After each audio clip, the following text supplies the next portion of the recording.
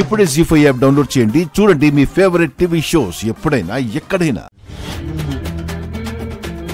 పని చెప్పగానే పుస్తకాలు ముందేసుకుని కూర్చుంటావు. అంతవరకు నీకు చదువు గుర్తురాదా? మీరు నేను చదువుకోవాలన్నప్పుడే ఎందుకు పని చెప్పాలంట?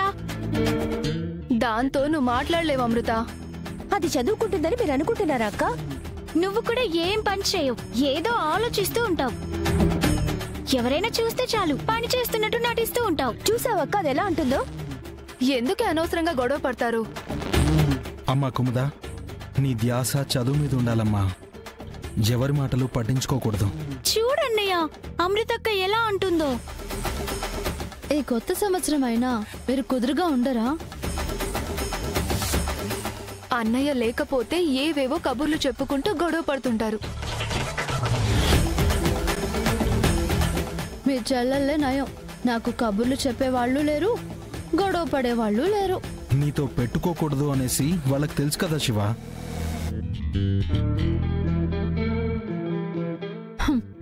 వాళ్ళు మాట్లాడకపోయినా పర్వాలేదు బావా, నువ్వైనా నాతో మాట్లాడాలి కదా. ఇప్పుడు మాట్లాడుతున్నాను కదా. ఈ మాటలు కాదు. మరేంటి? ఎందుకులే, చెప్తే తిడతావు.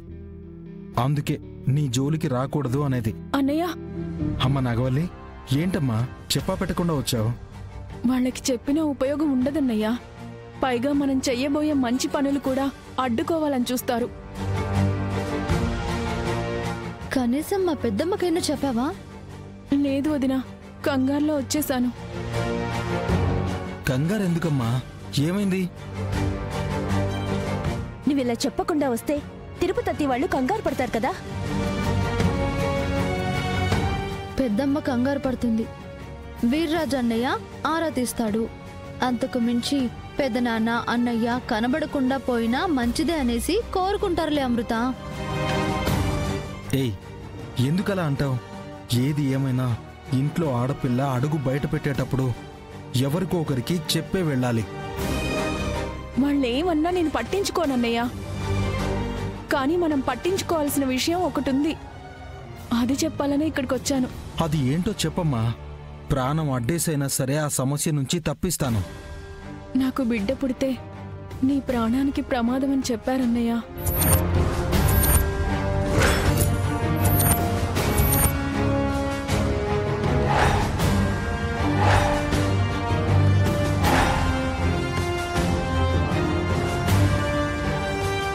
అవునన్నయ్య, పుట్టబోయే బిడ్డకు దోషం ఉందంట.